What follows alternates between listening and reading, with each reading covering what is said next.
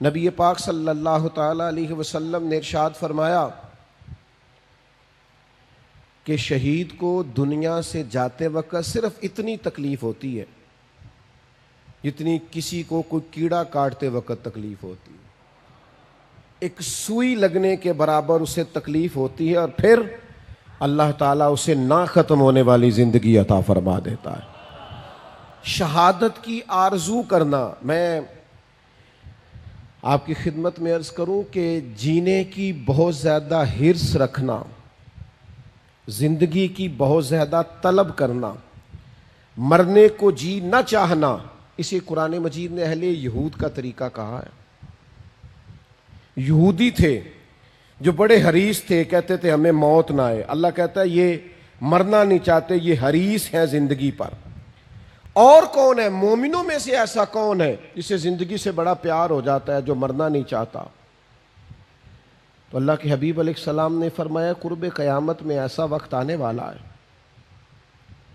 جب کافر تم پر چڑھ دوڑیں گے، ایک دوسرے کو دعوت دیں گے آؤ مسلمانوں کو ماریں. تو صحابہ عرض گزار ہوئے یا رسول اللہ صلی اللہ تعالی علیہ وسلم اس وقت ہماری تعداد کم ہوگی؟ تو حضور نے فرمایا نہیں، بہت بڑی تعداد ہوگی تمہاری. تو حضور پھر کیوں کافر ہم پر چڑھ دوڑیں گے؟ تو اللہ کے حبیب فرمانے لگے تمہیں وہن ہو جائے گا، وہن کی بیماری لگ جائے گی. یا رسول اللہ یہ وہن کی بیماری کیا ہوتی ہے؟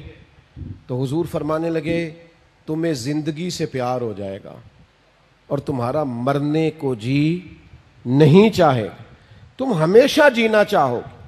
یہ جو زندگی سے بے تحاشا پیار ہے یہ انسان کو بزدل کر دیتا ہے.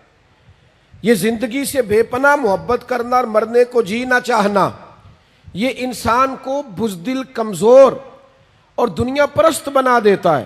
لیکن چونکہ جانا ہے، چونکہ زندگی ختم ہونی ہے، لہذا اس قدر انسان کو گھبرانا نہیں چاہیے.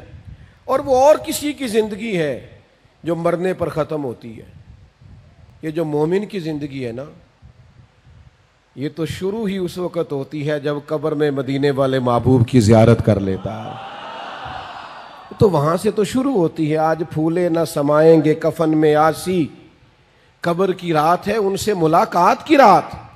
مومن کی زندگی اقبال کہتے ہیں موت کو سمجھے ہے غافل اختتام زندگی، یہ ہے شام زندگی پھر صبح دوام زندگی. تو اس قدر زیادہ پیار نہیں. جان اگر کبھی دینی پڑ جائے تو محبوب کے لیے نا تیاری کر کے رکھنی چاہیے.